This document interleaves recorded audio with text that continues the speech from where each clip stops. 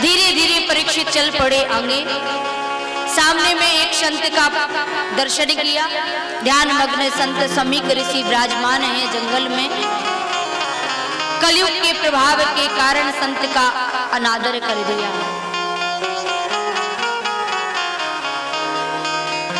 भूख लगी है, प्यास लगी है, कुछ खाने को मिलेगा, मांग करने लगे, याचना करने लगे।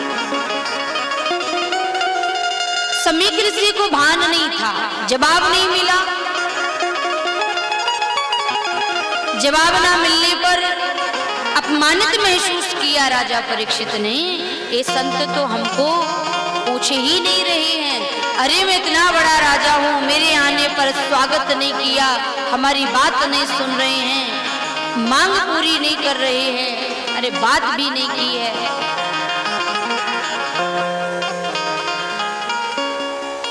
चारों तरफ देखा, एक अधमरा सर्प पड़ा था। मरे हुए सर्प को उठा करके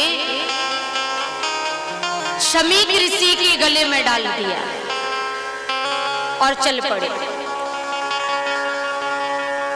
समीक ऋषि के बालक श्रृंगी ऋषि अब जब आए, उन्होंने जब देखा कि हमारे पिताजी के गले में सर्प पड़ा हुआ है। रुदन आज अभी राजा परीक्षित आए थे, पिताजी से भूख लगने पर भोजन और कुछ जलपान की मांग कर रहे थे, लेकिन जवाब न मिलने के कारण ये सर्प गले में डाल करके गए हैं। राजा होने का 7 दिन में तक्षक आकर के डस लेगा, अकाल मृत्यु हो जाएगी। राजा परीक्षित अपने महल में जब जाते हैं, मुकुट को जब उतार कर रखते हैं, गौरमुख नाम के शिष्य को श्री समीक ऋषि ने भेजा। एक राजा बोल रहा था कि मुझे भोजन चाहिए, मुझे जलपान चाहिए। नेत्र नहीं खुले, समाधि नहीं टूटी, लेकिन जब उस श्रृंगी ऋषि को रुदन करते हुए सुना, कानों में आवाज रोने की पड़ी, तो पुत्र तृष्णा के कारण समाधि टूट गई। बताया कि राजा परीक्षित ने अनादर किया है आपका। ये देखो, सर्प की माला डाल के गए हैं, मरा हुआ सर्प गले में डाल करके गए हैं। समीक ऋषि ने कहा, बेटा जिस राय किया हम सत्कार भी उनका नहीं कर पाए। श्रृंगी ऋषि ने कहा, पिताजी हमने तो श्राप दे दिया, 7 दिन में उनकी मृत्यु हो जाएगी, तक्षक जाग आकर के डस लेगा। समीक ऋषि ने गौरमुख नाम के शिष्य को बुलाया। मेरे नादान बालक ने श्राप दे दिया, जाकर के कहो कि समय कम है उनके पास, 7 दिन में अपनी गति को सुधार ले। राजा खड़वांग को 2.5 घड़ी में भगवान की प्राप्ति हो गई थी। 1 घड़ी आधी घड़ी आधु में पुण्यात।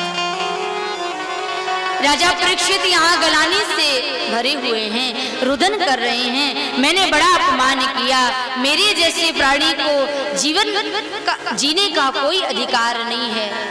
परीक्षित के सामने जब गौरमुख नाम का शिष्य आया, कहा, प्रभु मुझे समीक ऋषि ने भेजा है। हाँ हाँ, हम जानते होंगे, संत तो करुणावान हैं, जरूर हमारे लिए, हमारे ऊपर कृपा करने के लिए ही उन्होंने ये संदेश पहुंचाया होगा। क्या बात है बताइए। 7 दिन का समय है आपके पास में, बड़ी कृपा करी, हमारे जैसे अपराधी को, हमारे जैसे पापी को तो 7 मिनट भी जीवित नहीं रहना चाहिए। 7 दिन तो बड़ी कृपा के कारण हमको प्राप्त हो गए। राजा परीक्षित ने कहा, भूख लगे तो मांग खायूं, गिनई ना सांझ सवेरो। अपने दोनों बेटों को, जन्मेजय को सत्ता को सौंपा, राज सत्ता सौंप दी, एक लोटा हाथ नहीं लिया, सीधा चल पड़े गंगा के तट की ओर। मालूम पड़ा राजा परीक्षित धर्मात्मा, राजा को श्राप, तो गति को सुधारने के लिए स्वयं श्री सुखदेव जी महाराज का आगमन हुआ और श्री सुखदेव भगवान से परीक्षित ने एक ही प्रश्न किया, बरियानेश ते प्रश्ना कृतो लोके हितो नृपः। हे नाथ, जल्दी मरने वाले को क्या करना चाहिए? जिसकी मृत्यु नजदीक आ गई हो वो ऐसा क्या करे जो लोक और परलोक दोनों साध्य बने। अपनी वाणी को अभ्यास दीजिए, अपने जीवन में भजन करने का नित्य अभ्यास बनाइए, नियम बनाइए। एक एक श्वास हमारे भगवान के नाम के निकले। सांस ले हम तो ओम बोले, छोड़े तो हम बोले।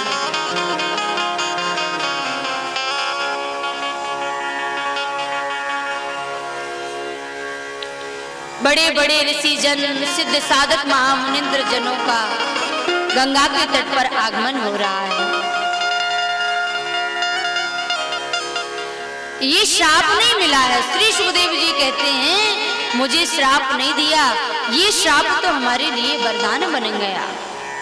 बड़ी कृपा हमारे ऊपर करी है। लेकिन जिस समय श्री सुखदेव जी राजा परीक्षित को श्रीमद् भागवत कथामृत सुना रहे थे, उस समय उन्होंने श्री राधा रानी का नाम नहीं लिया, अपने गुरु का नाम नहीं लिया। लोगों ने कहा ये कैसे शिष्य हैं, ये कैसे अधिष्ठाता हैं, ये कैसे भक्त हैं, अपने गुरुदेव का स्मरण करना भूल गए, उनके नाम की वंदना नहीं करी, उनका नाम भी उच्चारण में नहीं लाए। देखिए, श्री सुखदेव जी महाराज राधा रानी के परम उपासक हैं, उनकी गुरु श्री राधा रानी है। और ऐसी अनन्यता गुरु के प्रति, ऐसा भाव, ऐसी निष्ठा, ऐसा समर्पण और किसका होगा? एक बार यदि राधा नाम बोले तो श्री सुखदेव जी की समाधि लग जाती। 6 माह तक समाधि से बाहर ही नहीं निकलते। एक बार नाम सुनने पर, बोलने पर। और यदि श्री सुखदेव जी के मुख से राधा नाम निकल पड़ता, राजा परीक्षित को सुनाते समय कथामृत में समाधि लग जाती, 6 माह के लिए समाधि में डूब जाते, तो बताइए 7 दिन में श्री राजा परीक्षित को मोक्ष की प्राप्ति कैसे कराते? इसलिए नाम नहीं बोला, नाम नहीं लिया गया, केवल वंदन करते हैं।